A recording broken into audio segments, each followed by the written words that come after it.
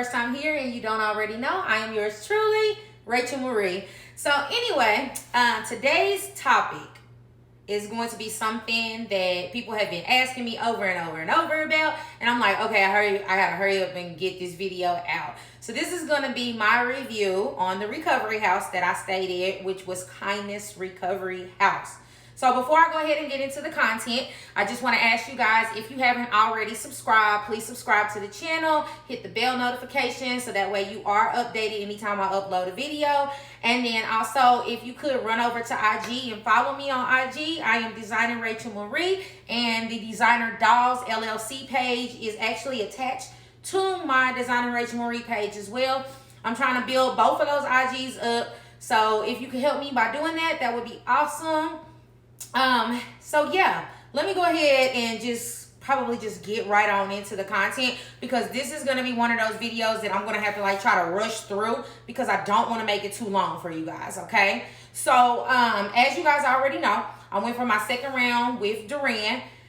I left November 30th and I came back to the States December the 19th. So as you can see, I stayed at Kindness for about 20 days. And, basically, Kindness was referred to me by my coordinator, Jules. So okay, let me say this, because my first round I stayed at Jules' recovery house. Jules' recovery house is Healing Haven. Jules has since then kind of taken a step back from the recovery house, and now everybody that books through Jules, we go to Kindness. Another thing to keep in mind, Kindness and Serenity are all ran by the same people. So if you've heard of Serenity Recovery House, Kindness is literally the same people. You're going to deal with the same house manager. You're going to deal with the same drivers and all of that. The only thing that's going to be different is the staff that's in one house and the staff that's in the other, but it's all basically one big umbrella. So don't get fooled a lot of times by the different names of the recovery houses, thinking that they're different companies, because it's just like stuff in the States. They'll have different names, but it'll be the same owner. So basically, this time Jules had me stay at Kindness because she's taking a step back from the recovery house process, and she's really just focusing on the consults, basically being the coordinator, making sure you're good, arranging everything, which I think is actually quite awesome the way that she's operating, but that's another video that I'll go into.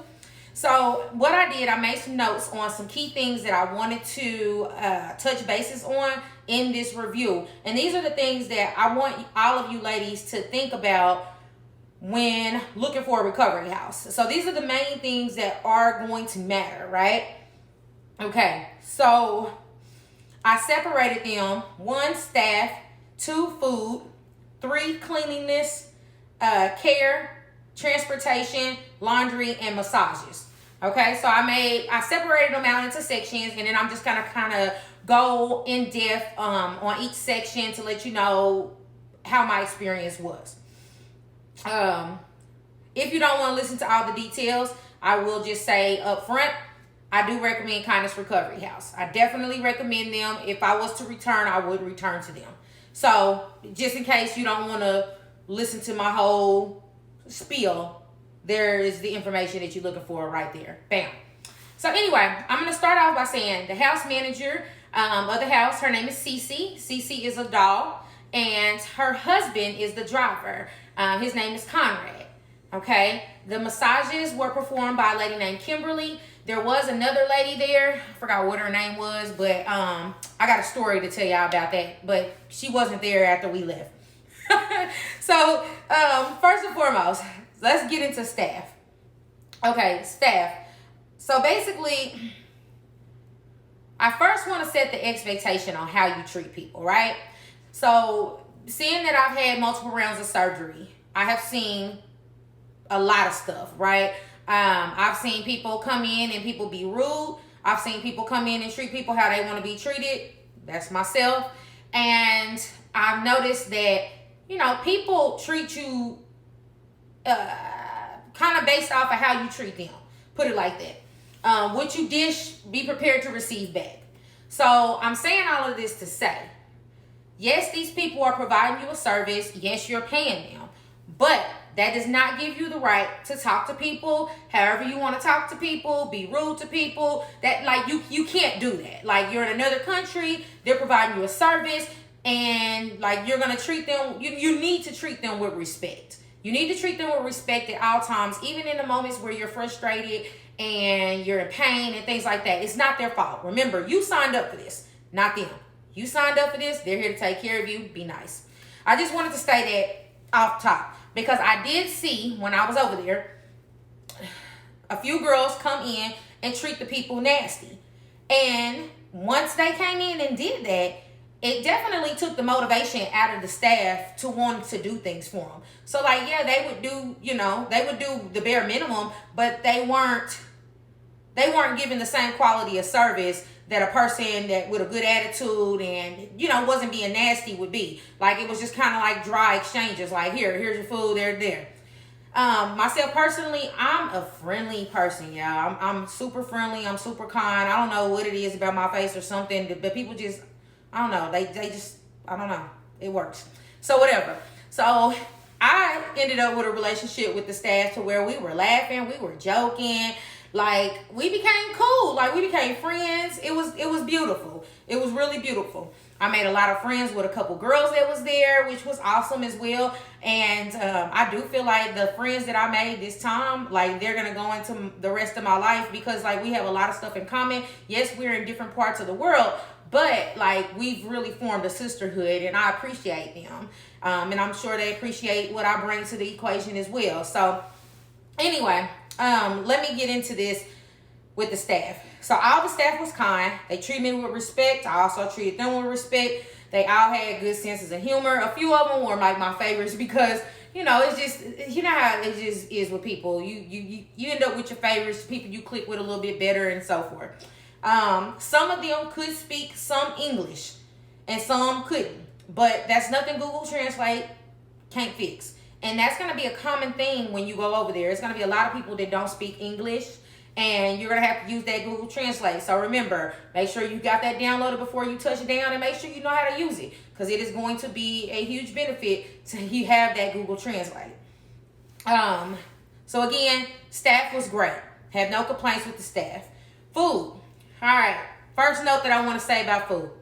You are not in the United States, okay? That's the first expectation I want to set up front. You're not in the United States. Everything is not going to taste the same. Even if you get KFC in the Dominican opposed to the KFC you get at home, it tastes different. Like, the essentials is the same, but it's a little bit different over there. Everything just tastes a little bit different. And that's the one thing I want to mentally prepare you for.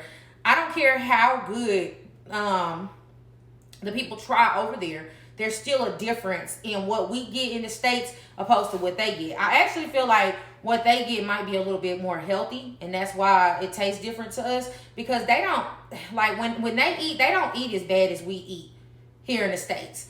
So when they provide you the meals and stuff like that in the recovery house, typically they're balanced meals. I won't say that they're like 5-course, 5-star dining meals. They're not going to be giving you, filet mignon and loaded potatoes and all. No, you're going to get rice. Sometimes you might get beans. Sometimes you might get steak and potatoes. Like, they had a decent menu. I also want to let you know that I have a very special diet. So when I went over there, I actually sent Jules a message first, my coordinator. Sent her a message and was like, hey, Jules, I was like, I don't eat beef. And I also don't eat pork. I said, so is that something that I need to let them know prior to coming over there so they can accommodate my special diet needs? And she was like, she gave me Cece's number, which is the house manager, and she told me to tell Cece. I sent Cece the message, it was like a week before I came, and told her, and she said, that's no problem. Okay? I'm also very picky when it comes to certain things like beans. I don't eat beans. I don't eat a lot of stuff. I don't eat a lot of sauces. I don't I'm a very particular eater. And, so they had to accommodate that. And they did. So that was also a great thing because I appreciate the fact that they did accommodate that. There was a few times where there was a barrier in communication with the kitchen, with my diet requirements. So like a few nights they made steak. And, most people want steak. So they brought me steak. And I was like, nope, can't eat that. And they literally took the food, went back downstairs, made me chicken, and brought it back to me. So, you know, it might have been a little irritating because I didn't get to eat exactly when everybody else did, but they made it right, and I didn't have any complaints in regards to that. Now, one thing that I will say, because I was there so long, the meals got repetitive, okay? So it started to be like, it was like a cycle, almost like they had like a meal plan for a certain amount of days, and then it was like, okay, start all over again. So then you get the same stuff all over again, and you get the gist of what I'm saying. So it was like a cycle. So after a while, I was kind of like, I'm over this damn food, and I started using Uber Eats. I regret it because I spent a lot of money that I didn't have to spend, but I started eating Uber Eats, and that's what I really also realized, that even like the fast food over there didn't taste like the regular food that we eat in the States. Like, I had PF Chang's. It did not taste like the PF Chang's that I eat here in the States. I had, the only thing that I really, really liked and I kept ordering was the wings from Pizza Hut. They wasn't the wings that Pizza Hut currently carries. They were the traditional wings that Pizza Hut used to carry before they got Wing Street. So I kept ordering those because, you know, the meats and stuff that I eat, really I just eat chicken and seafood, and I wasn't finding much seafood over there. So chicken was basically the majority of what I was eating the whole time I was over there.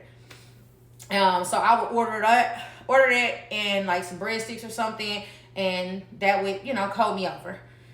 Let me see. So again, you have the option to use Uber Eats at any point when you stay at Kindness. They will bring the food to the gate. Okay, so that's another thing. Kindness is gated. It's completely gated all the way around. Nobody can get in unless the people in the staff let you in. So when you do Uber Eats, they ask who did the Uber Eats, and they will let the people to the gate. They will go to the gate, get your food, and bring it up to you. Because it's like a it's like a multi-level house.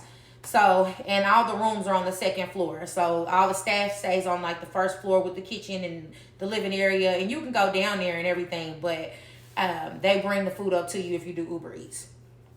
So for the most part, I didn't have an issue with food. If it was something in the house that they made that I didn't want, I just order it. And then also, you have the option of going to the grocery store. The grocery store is not far from that house. You're not out in the middle of nowhere. The house is actually located in the city.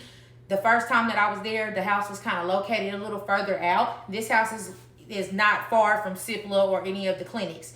So that's another benefit when you're trying to go extra places and things like that. You're not too far from stuff.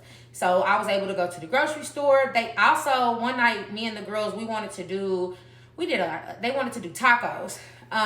So we went to the grocery store and we bought all the stuff or whatever for them to make tacos like how we would make in the States. And we took it to the house and they cooked it for us.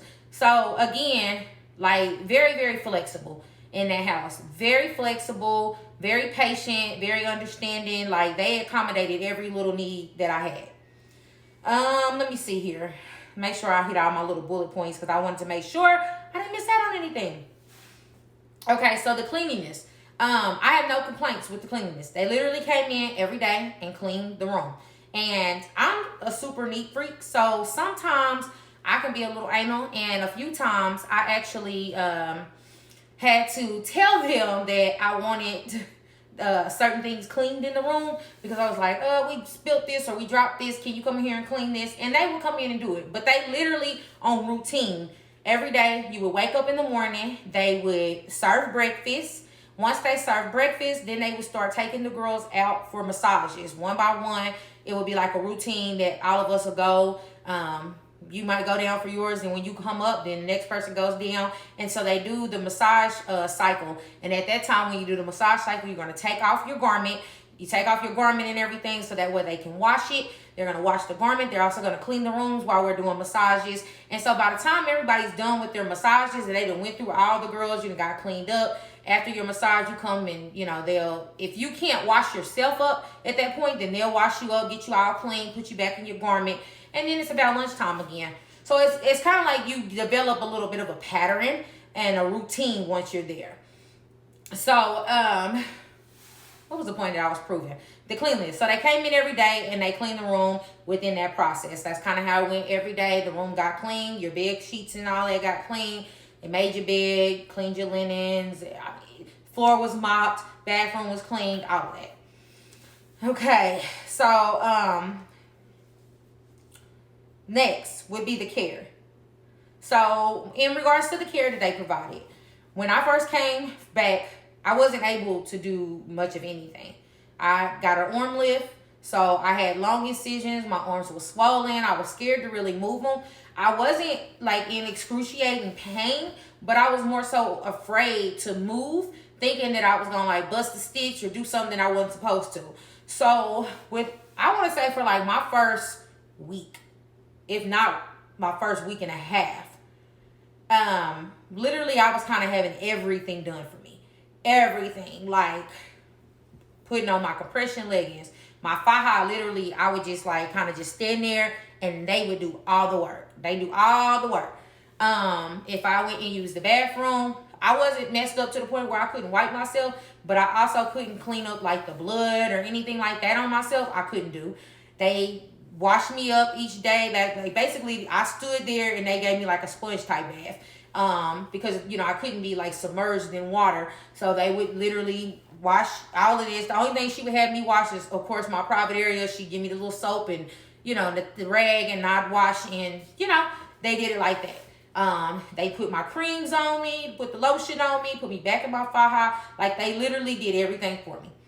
And then my medicine, they would administer medicine. So they had like a schedule with the girls. They would look at your prescription list or whatever, and they had charts on the wall so that they would come in the multiple times a day to make sure that you took your medicine, and then they scratch off on it. So that's also another benefit that I think is pretty cool, because you don't have to rack your mind or try to remember if you took your medicine, when you're supposed to take your medicine, that type of stuff. Especially coming right out of surgery, that's something that like you normally are in pain, you're uncomfortable, so that's normally something you don't want to have to worry about. And it's pretty nice that they actually make sure that that's all done. So let's see here. So since we're talking about care, I think this will be a good opportunity for me to go ahead and talk about my massages as well. So with my massages, okay, I was manually drained every day up until my last day there. I didn't need to be drained. So Kimberly was my massage lady. She was amazing. When I tell you Kimberly has amazing hands, like she didn't hurt me. Like I felt like of course I was tender, but she never hurt me, and it was the right amount of pressure, and she got all that fluid out of me. So like literally by the time I made it home, I didn't have any extra fluid. I haven't had to be manually drained. I haven't had like fluid pockets, retaining fluid anywhere. Like she did her thing on my massages. I'm not gonna lie to you. I literally got 23 massages while I was in the DR. Now I know you probably wondering, how the hell did you get 23? And you was only there 20 days total. So on the last week, we started doing 2 a days. Because like the massages, let me say that, the massages are 30 minutes. So I wanted more massages. I wanted a longer massage. So I started doing basically hour-long massages instead of just 30 minutes. Because 30 minutes, with her doing all of this around here, doing my back and rubbing my arms, 30 minutes goes really, really quick. So that's why we started doing hour-long ones. And then also, we had a hiccup with the first massage lady that was there when we first got there. I forgot what her name was.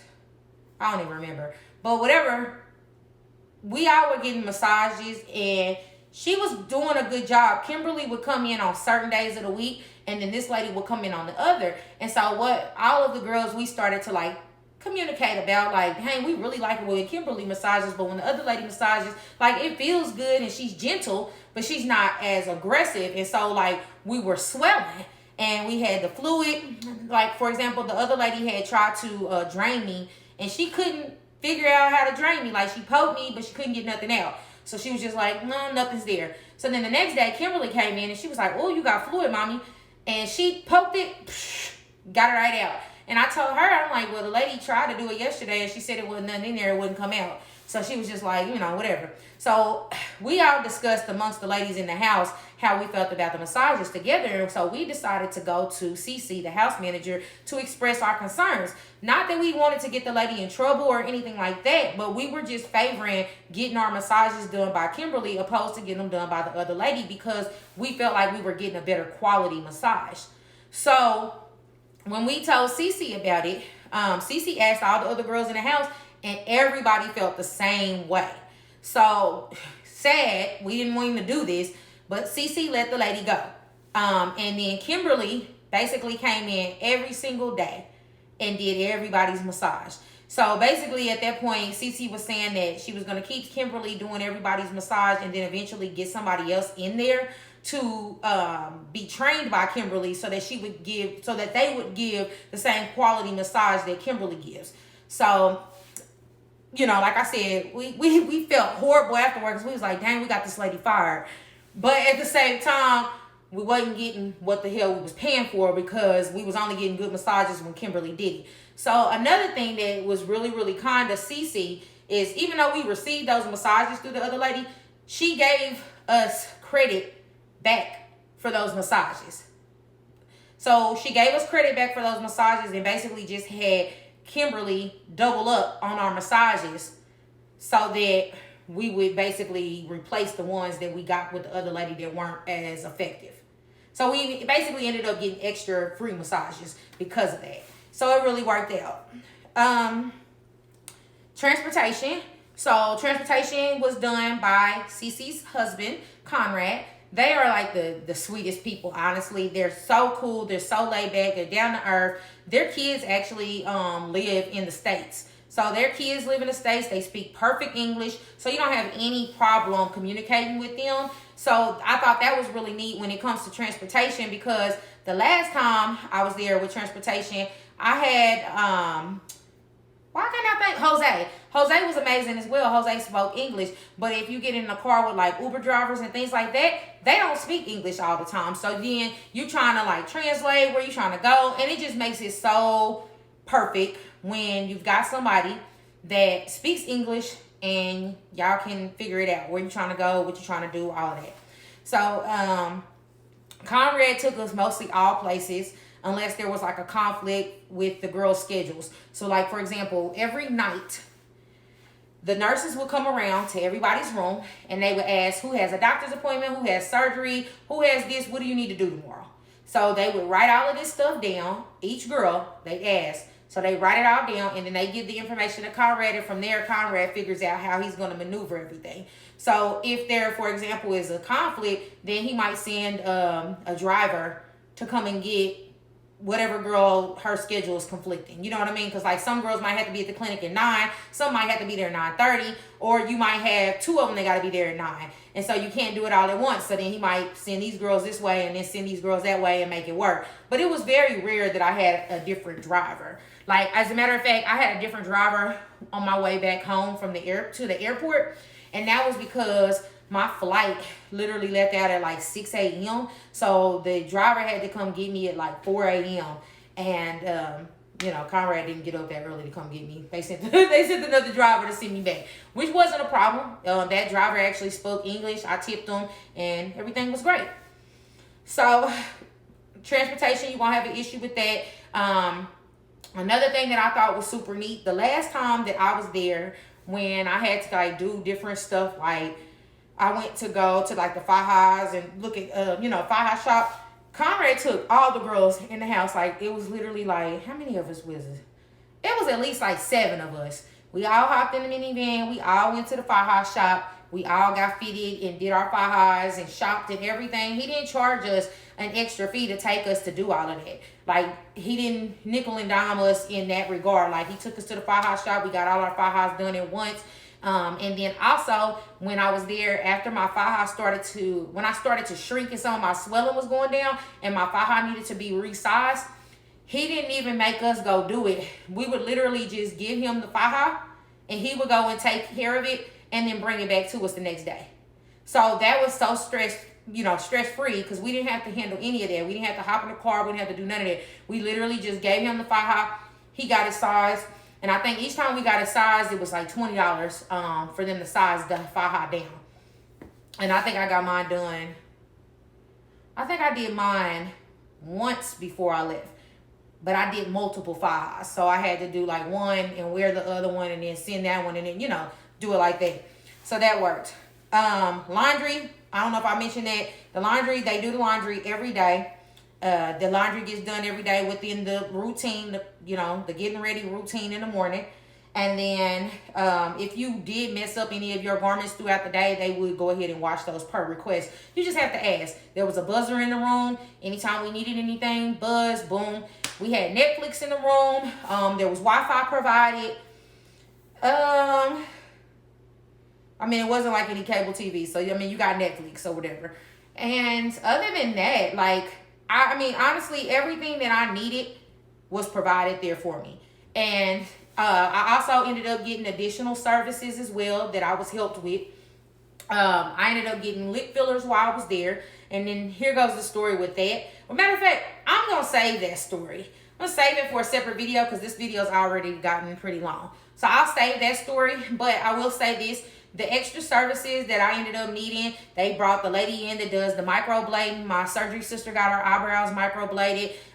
The man that does the O-Shot, Manuel, he came in and did our O-Shot at the recovery house. You could get your nails done. I bought weave for my hair, like all of that. Like, they will help coordinate all of that stuff and bring it to the recovery house for you. The recovery house also provided boppy pillows. So if you needed a boppy pillow, you didn't have to call anybody additionally. They already had them.